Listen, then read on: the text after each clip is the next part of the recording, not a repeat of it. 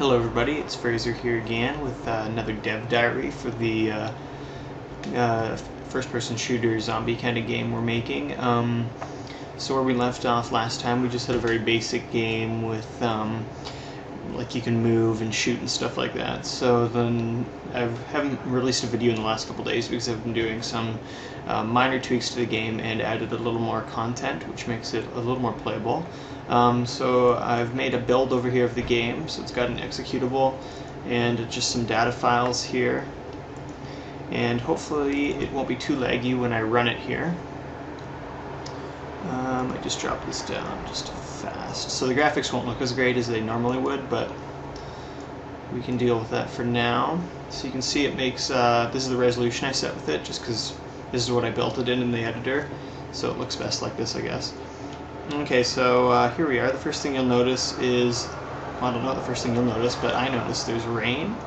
I added some weather effects because since this is going to be a zombie game, it's going to be a little scary, hopefully, and the rain kind of adds that. I also added a mini map up in the corner up there, so you can actually, if I move around here, it moves with me, so I can see, you know, enemies and trees and stuff like that. And it's kind of cool. Like if I shoot the rocket, you can see the path the rocket's going to travel and where it lands and explodes and stuff like that. So that's kind of neat, a little jumpy. You can see the frames per second is jumpy too, but usually I'm around sort of 40 frames per second. And since I'm on lower graphics and the recording's on, it's a little bit funky still.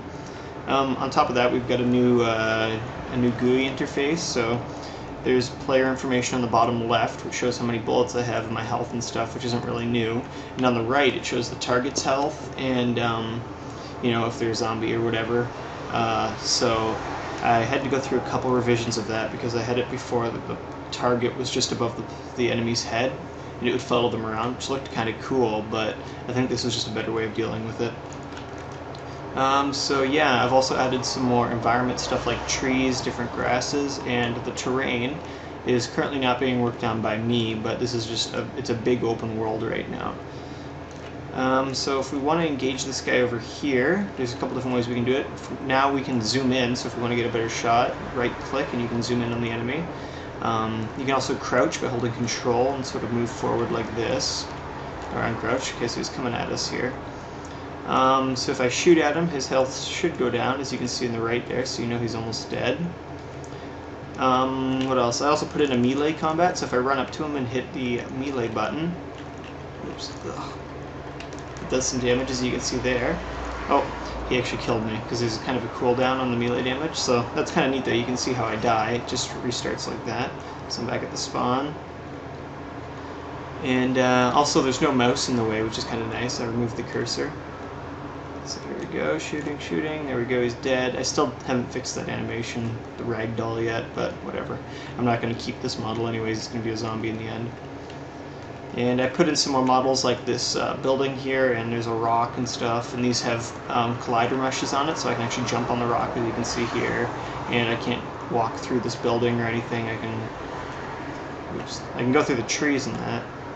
So, and since it has some of the Unity physics on it, you can actually move it around. So if I shoot it with the rocket, boom, you see it went flying down the hill there. And same with the rocket, actually. If I shoot the rocket with the rocket, it moved a little bit there too.